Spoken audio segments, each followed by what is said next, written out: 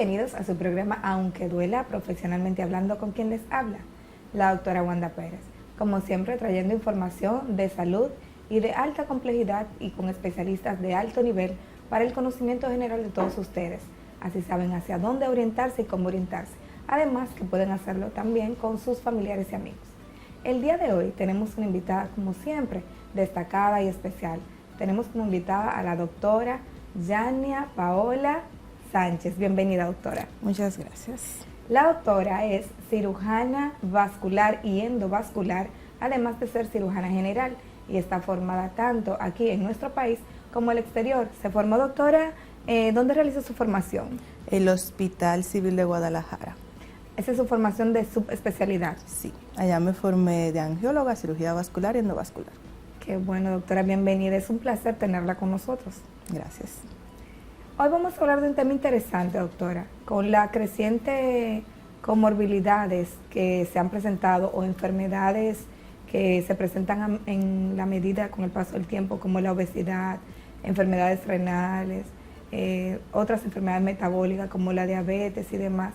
También ha habido un creciente incremento en las enfermedades vasculares, y es justamente de una en específico que nos parece de alta consulta o de alta incidencia en la consulta que queremos conversar con usted. Queremos hablar de insuficiencia vascular. ¿Qué le parece? Perfecto, esa es mi área. Ahí es donde usted es buena. Ahí es donde soy buena. Qué bueno. Cuando hablamos de insuficiencia vascular, doctora, ¿a qué nos referimos? Bueno, habría que clasificarla. Si hablamos de insuficiencia vascular, puede ser tanto arterial como puede ser venosa. Las arteriales ya son más por factores de riesgos muy destacados como el fumar, el sedentarismo, la hipercolesterolemia o tener el colesterol alto. Mientras cuando hablamos de insuficiencia venosa, ya estamos hablando de las varices o de venas, que son las encargadas de retornar la sangre hacia el corazón. En términos de frecuencia, ¿cuáles son las insuficiencias vasculares que con mayor frecuencia usted ve en la consulta? Las venosas. En mi consulta de un 100% podríamos decir que un 95, un 98% los pacientes van a asistir por algún problema venoso. Pues vamos a hacer énfasis en esas, que son las enfermedades, digamos, vasculares que con mayor frecuencia afectan a la población general. ¿Qué le parece, doctora? Perfecto. Doctora, y en insuficiencia vascular de origen venoso, ¿cuáles son los factores de riesgo para padecer este tipo de enfermedad? Bueno, digamos que lo podemos clasificar, porque tenemos pacientes, las embarazadas, por ejemplo, que te van a desarrollar una insuficiencia venosa, pero que va a ser dependiente del embarazo. La vamos a ver principalmente hasta el tercer trimestre de gestación. Pero también tenemos los que son hereditarios porque sus padres o abuelos padecen la enfermedad. Tenemos aquellos que las adquieren dependiendo del tipo de trabajo que éste desempeñe. Y tenemos aquellos que nacen directamente con la enfermedad y lo vemos principalmente en niños o en adolescentes jóvenes. En este sentido, doctora, las enfermedades de origen vascular en las embarazadas, una vez que ha concluido el embarazo, deberían resolverse de manera, resolverse o debería resolverse con un especialista. Bueno, hay un % de ellas que va a remitir. En los primeros 3 meses ya va a desaparecer ese edema marcado, la fovea, el cansancio que estaban a presentar.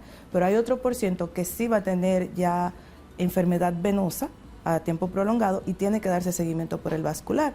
Por eso, cuando a mí me llega una paciente embarazada, yo le hago su Doppler para diagnosticarle en el momento, le doy seguimiento durante su embarazo y luego del desembarazo, a los 3 meses, le repito su Doppler y le doy seguimiento por la consulta. ¿Cuáles son los riesgos que presentaría en este caso una paciente que no se dé seguimiento, una paciente embarazada que tenga una insuficiencia vascular de origen venoso y que no se dé seguimiento? ¿Tiene cuáles riesgos de que esto progrese y tenga algún otro problema? Bueno, si esta no se da seguimiento adecuado por nuestro servicio, pues podría llegar a lo que se llama una trombosis venosa profunda. ¿Qué es esto en buen dominicano? Bueno, que vamos a tener coágulos o trombos dentro de las venas que no van a permitir que se devuelva la sangre hacia el corazón. Si uno de estos coágulos no es tratado tampoco, se puede desprender y podemos llegar a lo que es una tromboembolia pulmonar, que es altamente mortal. Entonces, por eso se les recomienda o yo particularmente le digo a mis compañeros que si tienen pacientes embarazadas, pues que no las envíen desde el primer trimestre para darle seguimiento desde el inicio hasta el término del embarazo. Mire qué interesante esta información que nos acaba de dar la doctora Paola, la doctora Sánchez, y es que toda mujer embarazada debería desde el inicio de su embarazo darse seguimiento por un cirujano vascular a fin de evitar que hayan situaciones por ejemplo, en el posparto o durante la cesárea o en el transcurso del embarazo que desencadenen un proceso como un tromboembolismo que todos, o sea, los médicos sabemos que puede ser una patología incluso mortal, de no detectarse de manera adecuada y a tiempo. En el caso de los trabajos, doctora, ¿cuáles son los trabajos o las horas y las posiciones en las que se encontraría un paciente para estar en riesgo de padecer estas enfermedades? En otras palabras, ¿cuántas horas y en qué posición puedo yo estar que me someto a un riesgo de padecer una insuficiencia venosa? Bueno, mira, realmente la recomendación de nosotros es que el trabajo no sea ni totalmente parado ni totalmente sentado, que sean periodos intercalados entre una posición u otra. O si tu trabajo, por ejemplo, los contables, que sabemos que su horario laboral normalmente son de 8 horas, van a tardar las 8 horas sentados. Lo que le pedimos a este tipo de pacientes es que cada una hora... Si no baraja, doctora. Bueno, sí, exacto, si no baraja, que cada una hora, cada hora y media, pues haga un periodo de caminata, sea tomar agua, sea ir al baño, o que se pare y tenga movilidad de las extremidades, porque el estar tanto tiempo sentado podemos llegar a lo que es un éxtasis venoso. ¿Y qué es esto? Que la sangre circule de una manera tan lenta que no pueda cumplir el tiempo adecuado para devolverse hacia el corazón. Entonces, por eso, si tienen mucho tiempo parado, tienen que tener por lo menos 5 minutos sentados. Si tienen mucho tiempo sentados, tienen que darnos momentos de caminata.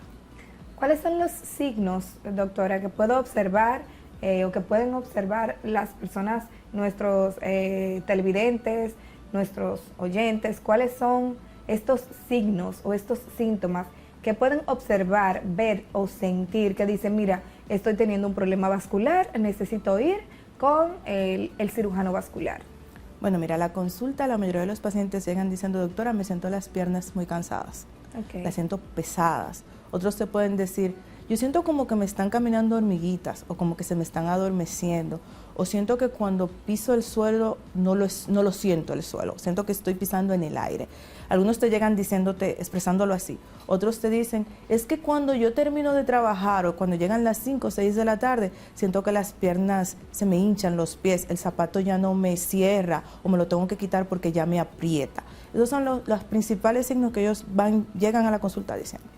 Y eso es muy importante, sobre todo con el tema del calzado, porque muchas veces yo creo que uno de los signos más frecuentes que uno ve en sus familiares o en sus amigos, que muchas veces le dicen, no, mire que yo me tuve ya a tal hora que quité el calzado, me tuve que quitar los zapatos, porque ya me dolían los pies, estaban cansados. A veces lo atribuimos al zapato. Y mira qué interesante esta información, que puede ser una señal de que más bien lo que esté sucediendo es que el pie se esté hinchando y que no estemos percibiéndolo, porque tal vez no es tanto como para observarlo, pero sí como para que sentirlo. Que se sienta. Así es. En el ámbito de esta insuficiencia, ¿cuál sería el tratamiento inicial para las mismas? Bueno, lo primero que nosotros hacemos cuando el paciente va a la consulta, luego que le hacemos el interrogatorio, es que observamos sus piernas. Vemos si tienen arañas vasculares, que son esas venitas muy finitas que se ven en las piernas y que a nosotras las mujeres nos molesta tanto. Verificamos que no tenga edema o hinchazón a nivel de los tobillos. Vemos si tiene fovea, que es cuando presionamos la piel y deja la huella. Luego de esto le mandamos a hacer el estudio gold estándar, por así decirlo, que es el ecodoppler venoso. Este sería entonces ya la parte de la investigación para el diagnóstico. Exacto. Luego que hacemos todo esto, el paciente vuelve donde nosotros con este estudio realizado, que nos va a dar muchísimas respuestas, nos va a decir la velocidad a la que está la sangre, el diámetro de que tiene la vena, si está muy dilatada, entre otros datos. Y basado en eso, más lo que el paciente nos diga, pues iniciamos el tratamiento. Entonces, tenemos dentro del tratamiento, podemos iniciar con pastillas. Dentro del mercado tenemos varios, podemos usar dobicilato de calcio, podemos utilizar diosmina más espiridina, podemos utilizar otro tipo de combinaciones y a esto le agregamos el hacer ejercicio, la colocación de sus medias de compresión, que a muchas personas no les gusta utilizarla por una y mil razones, y esto en conjunto va a ayudar a que el paciente sienta una mejoría considerable. Inclusive podemos llegar a tener pacientes totalmente asintomáticos, siempre y cuando se lleven de las recomendaciones que se le den. Doctora, si el paciente no tiene síntomas y quiere pues pasar, digamos, a la etapa de la prevención, ¿qué medidas, aparte de las medidas como la caminata, con las jornadas extenuadas, o sea, prolongadas de trabajo, las pausas, sentarse, pararse, caminar, cuál otra medida, creo que habló de las medidas compresivas, puede ser profiláctica o preventiva para la aparición de estas insuficiencias? Claro que sí, porque las medidas compresivas vienen graduadas por compresión. Entonces tenemos unas que son las de clase 1, que son las de menor compresión, que se utilizan para prevenir que el paciente llegue a padecer una enfermedad venosa. Eso se les recomienda mucho a los pacientes que tienen jornadas de trabajo de mucho tiempo sentado o mucho tiempo parado. Y yo particularmente a todo médico residente le recomiendo que desde que sea primer año inicie con la utilización de sus medias. De no tratarse de manera adecuada o a tiempo esta insuficiencia, ¿cuál es la progresión de ella? Bueno, puede llegar hasta necesitar cirugía para poder mitigar los síntomas y para poder corregir la enfermedad. Porque hay que recalcar que luego que un paciente padece de insuficiencia venosa, pues no se cura. Podemos mejorar los síntomas, pero no ya recuperar una vena que esté dañada. Entonces, por eso ustedes ven en la calle muchos pacientes que tienen esas venas grandotas que parecen como culebras o gusanos grandes. Ese tipo de pacientes ya no son recuperables, solamente mejoran la apariencia tanto estética como de síntomas siendo sometidos a procedimientos quirúrgicos. Muy bien, entonces doctora, estos pacientes que ya pasan sí a la parte de la cirugía, luego del procedimiento quirúrgico, me imagino deben seguir un protocolo para evitar que haya aparición de otros síntomas o de nuevas, por ejemplo, varices o de nuevas venas varicosas, mayor tortuosidad, etcétera. Claro. Un paciente luego que se le realiza la safanectomía, que es el procedimiento que se realiza, pues debe continuar haciendo ejercicio físico, sea caminatas, sea natación, correr o montar bicicleta, debe seguir utilizando las medidas de compresión. En algunas cirugías, sobre todo en el ámbito de las cirugías plásticas, se ve que muchas veces pueden aparecer alteraciones vasculares que generan incluso trombo a nivel de los miembros superiores, porque claro, cuando hablamos de insuficiencia venosa, por lo general lo asociamos a los miembros inferiores, a las piernas. Insuficiencia venosa en miembros superiores, ¿es descabellado? ¿Ocurre? ¿Cómo ocurre? ¿Por qué ocurre? Realmente es muy poco frecuente encontrar un paciente con una insuficiencia venosa de miembros inferiores, porque aunque utilizamos más las manos que las mismas piernas, pues estas no es la que nos dan la sustentación para estar parados, o sea, aunque trabajan más, ejercen menos fuerza. Entonces, por eso es menos frecuente tener una insuficiencia venosa en miembros superiores, pero claro que puede ocurrir. En pacientes muy específicos, pacientes que padezcan de cáncer y tengamos algún tipo de obstrucción a nivel de donde desembocan las venas de los miembros superiores, pacientes que hayan tenido algún tipo de trauma a nivel de los miembros superiores pueden padecer una insuficiencia venosa. Muy bien, eso entonces a tomarlo en cuenta, en consideración. Doctora, el cigarrillo. Esta moda que ya ahora, pues usualmente ya vamos a los sitios y no hay tanto cigarrillo, pero de repente está el vape, el vape, está la juca, pero estos tienen alguna relación con los cambios que pueden ocurrir a nivel vascular. ¿Pueden dañar mis vasos sanguíneos de alguna manera? Claro que sí. Todo tipo de artefacto que se utilice para fumar, sea cigarrillo, tabaco, vape, juca, claro que sí, ya está demostrado que puede producir daño a lo que es el nivel del endotelio vascular, principalmente arterial, puede dañarlo y esto puede repercutir, claro que sí, en la calidad de vida. Excelente. Hoy estamos conversando con la doctora Yania Paola Sánchez, cirujana vascular y endovascular, y estamos hablando acerca de las insuficiencias vasculares. Doctora, de manera puntual, ¿cuáles son esas, digamos, tres recomendaciones puntuales que usted le dice a la población en sentido general? Eso tienes que hacer para evitar que aparezca insuficiencia venosa. Evitar el sedentarismo, realizar ejercicios y mantener una buena alimentación. Excelente. Esto es claro, la doctora nos lo está diciendo. Párese de ese sofá, párese de ese mueble, vaya a ejercicio, no son 2 horas de televisión, agarre solo una, por favor, que media hora se dedica a nuestro programa, por cierto. Y vaya, haga ejercicio y disfrute de la calidad de vida. Doctora, las amputaciones. ¿Podemos llegar por una insuficiencia vascular de origen arterial o venoso a una amputación de miembro inferior? Sí se puede llegar a una amputación. Si tenemos una enfermedad arterial. Y cuando hablamos de amputación, para que quede claro, estamos hablando de cortar un miembro. Y estamos preguntando a la doctora justamente eso, si por una insuficiencia vascular o por evitar el tratar una enfermedad vascular, de alguna manera podemos llegar a esto. Sí, en cuanto a lo arterial, lo que va a haber es que no va a haber flujo de sangre hacia la extremidad, y si no hay sangre oxigenada, pues los tejidos se van a morir, y por ende, por preservar la vida del paciente, pues se va a llegar a una amputación si el paciente no es tratado adecuadamente.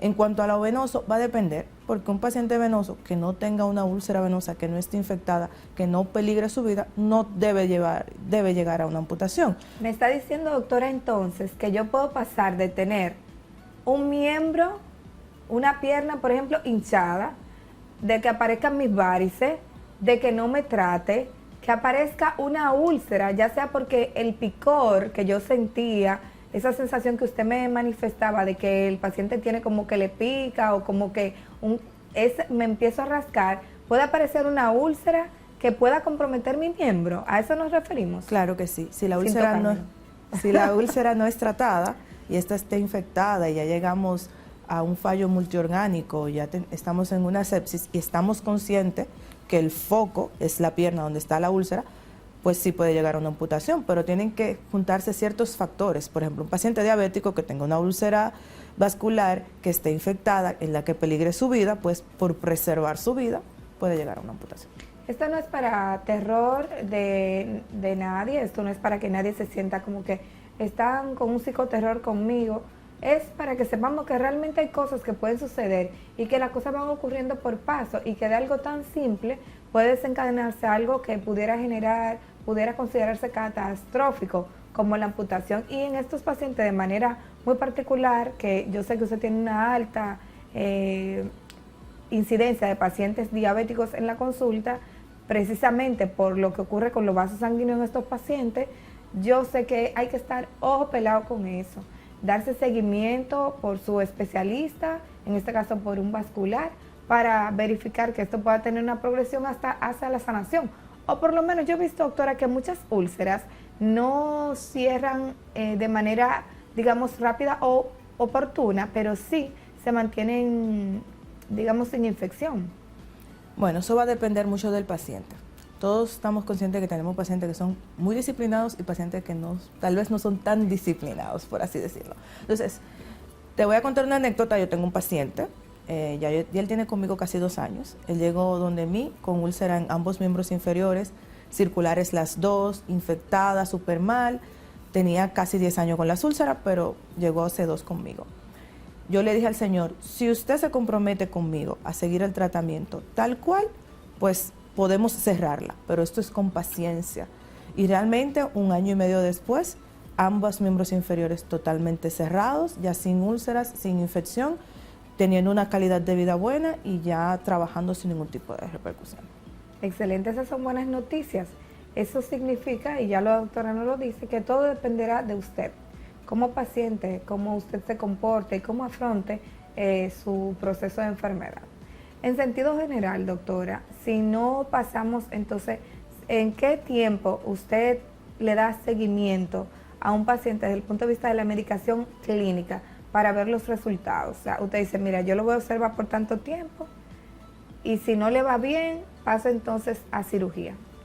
Bueno, mira, es que para llegar a cirugía el paciente debe no tener mejoría en el periodo que tú le estés dando tratamiento, pero al mismo tiempo a nivel de los estudios deben de estar ciertos datos para poder tú decir, si este paciente cumple los criterios para poder yo llevarlo a cirugía.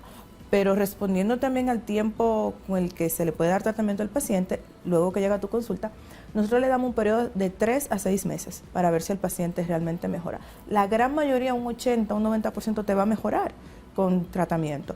El demás, bueno, pues lamentablemente sí podría llegar a cirugía. A mí siempre algo que me ha gustado mucho de nuestro sistema de salud, dentro de las pocas cosas que, ¿verdad?